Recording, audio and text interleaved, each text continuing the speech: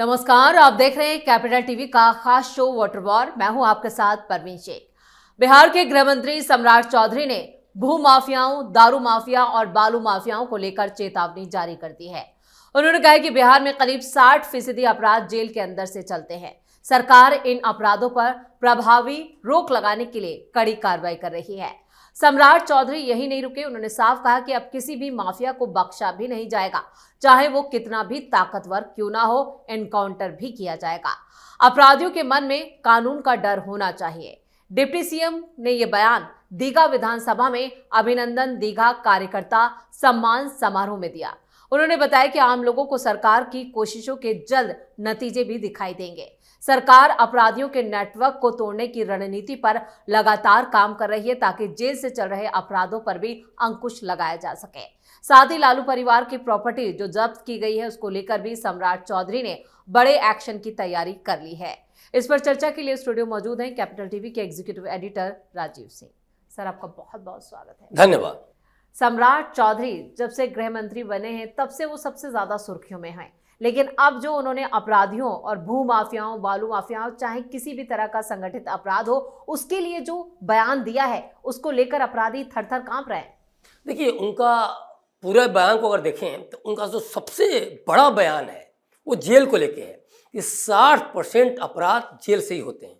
अब समझिए, as a home minister of Bihar Samrat Choudhary का ये बयान कितना मैटर करता है कि वो खुद स्वीकार कर रहे हैं कि समस्या है, और ये स्वीकार करना ही बिहार को देखा जाए कि सुशासन की तरफ ले जाने के समान है।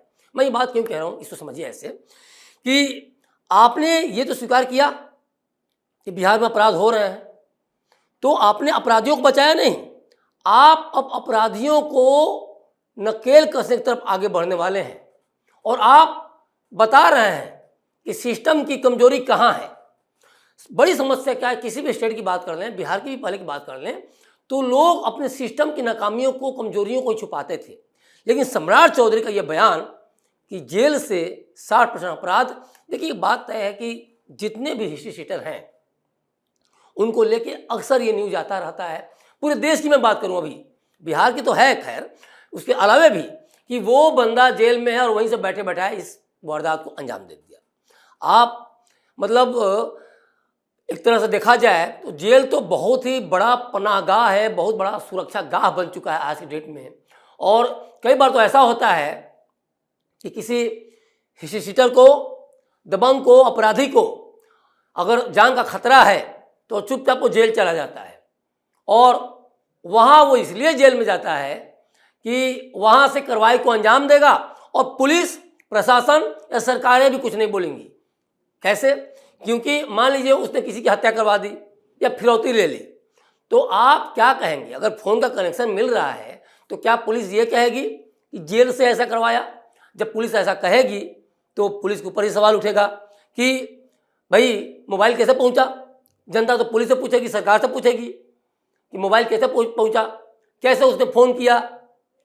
तो वहाँ पुलिस, राज्य सरकार छुपाती हैं और जेल के अंदर वो कार्रवाई को अंजाम भी देता है। दूसरी बात कि जिस तरह से आज ज़माना हाईटेक हो गया है, व्हाट्सएप है, उसके अलावा यूपीआई है, तो अब ज़्यादा कुछ करने की जरूरत नहीं है।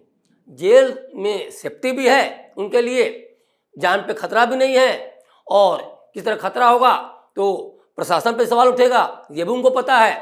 तो वहीं से आराम से वारदातों को अंजाम देते हैं। और इसीलिए देखिए 2005 में जो जहानाबाद जेल ब्रेक कांड हुआ था, उसमें लगभग 1000 माओवादी जेल पर सीधे अटैक करते हैं रात में, और उसके बाद अपने साथियों को, अजय कानू वगैरह उस समय जो एरिया कमांडर था, उसको छुड़ा करके भाग जाते हैं। क्यों?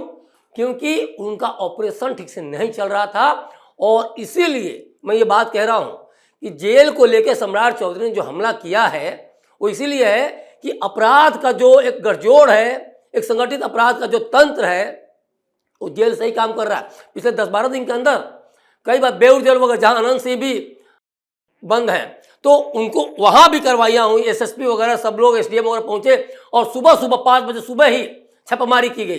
क्या राजीव सर, सवाल यहाँ पर यह भी है कि अब बिहार में एनकाउंटर की संख्या भी बढ़ने वाली है और जिस तरह से जो टीमें बनाई गई हैं, स्पेशलिस्ट जो पुलिस अधिकारी हैं उनकी भी तैनाती होगी और अलग अलग टीमें बनाई जाएंगी। अब बिहार में धड़ाधड़ एनकाउंटर देखने को मिलेगा। देखिए, एक बात क्लियर है, योगी मॉडल को जो नहीं अपनाएगा वो वारदातों पे और हत्या फिरौती अंजाम जो दिए जा रहे हैं उस पर रोक नहीं लगा पाएगा।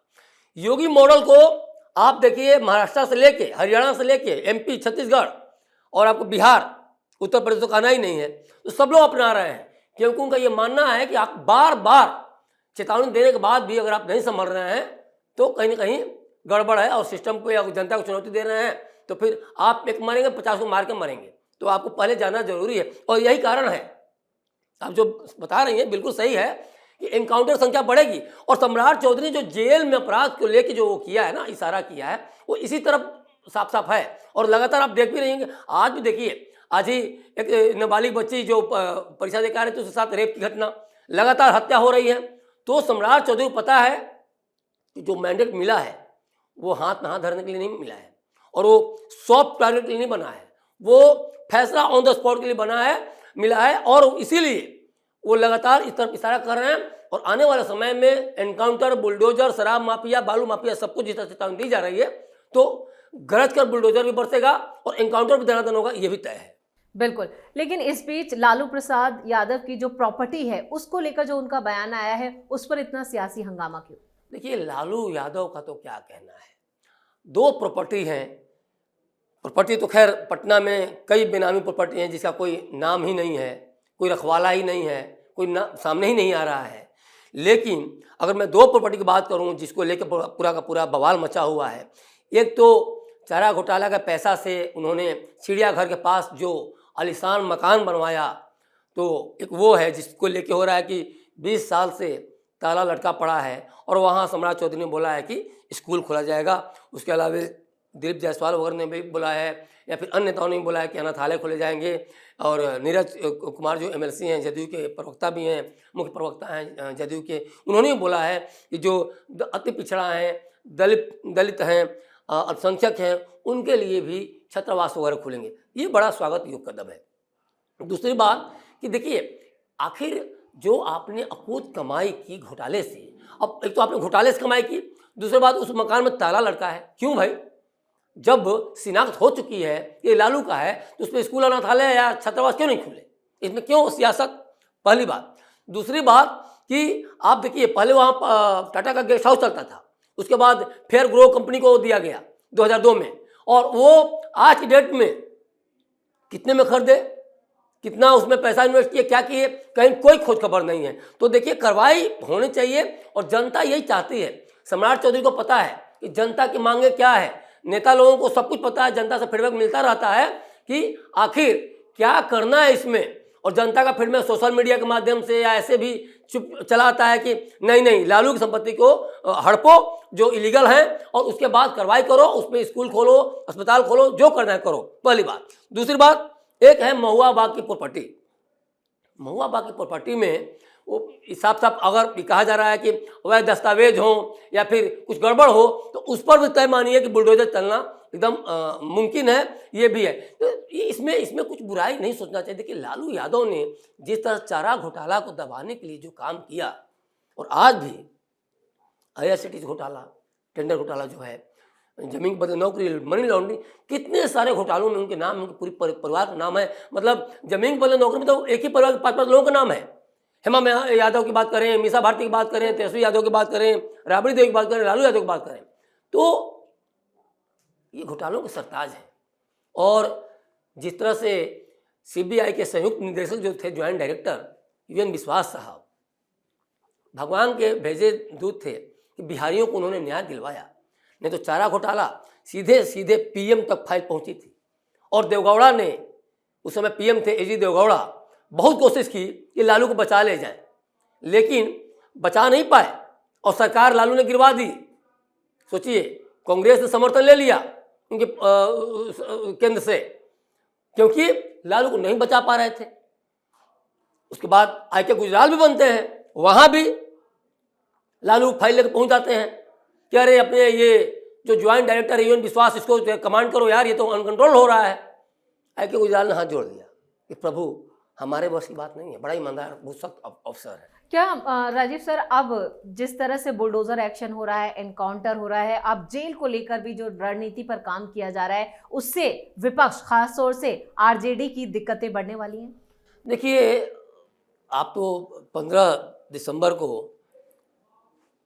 जमीन के बदले नौकरी घोटाले में तो सुनवाई होनी है, और कि कई बार सुनवाई टली तो फैसला आने वाला है। तो ये मेरे को तो यही लग रहा है कि अब पूरा लगभग लालू परिवार जेल में ही रहेगा। अब आगे के दिन जो है तो जेल में ही कटने वाले हैं। तेजस्वी यादव के लिए दिक्कत इसलिए बढ़ेगी कि उम्र बहुत कम है, अभी 34-35 साल उम्र है, राजनीति अभी स्टार्ट ही किए थे कि अब जेल वेल जाने का स्टार्ट हो गया। हार गए सो अलग, इस बार के चुनाव में 75 से 25 सीट पे आ गए।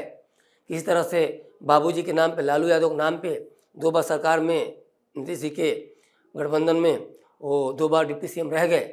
तो अब चस्का तो लगा है, लेकिन करें तो क्या करें। जो इनके पिताजी ने लूटा खसोटा, उसमें क्या किया कि उनको लगा कि नहीं नहीं हम तो लूट लिए, अब इतना कुसंपत्ति बना दो कि बेटा बेटी पत्नी सबके नाम कर दो, कौन पकड़ने वाला है। लेकिन कहा जाता है ना, सब दिन होता ना एक समाना, तो सब दिन एक समान तो होता नहीं है। अब आज मतलब सोचिए, मिट्टी घोटाला से लेके मॉल घोटाला, मॉल निर्माण वगैरह में, ये सब 3-4 मैंने घोटाले का नाम दिलाया ही। चारा घोटाला 950 करोड़, बताइए 35 साल पहले। तो ये सारी चीज़ें बताने के लिए काफ़ी हैं कि अब लालू यादव के ऊपर बहुत बड़ा संकट मंडरा रहा है, और ख़ास तौर पर परिवार के ऊपर। परिवार तो छिन बिछिन हो ही गया है, टूट ही गया है, लेकिन अब जो जेल जाने का जो रास्ता है ना, वो तैयार होने वाला है। तो सम्राट चौधरी ने जो बोला है, उसके बाद तो तय मानिए कि महुआ बाग पे भी जो उनका निर्माण बहुत तेज़ी से चल रहा है, हो सकता है उस पर भी बुलडोजर चल जाए, या ये तो जो हो रहा है सो एक तरह से प्रदर्शनी बन ही जाएगा कि ये वही भवन है जहाँ स्कूल जो चल रहा है, जहाँ लालू ने घोटाला करके बनाया था।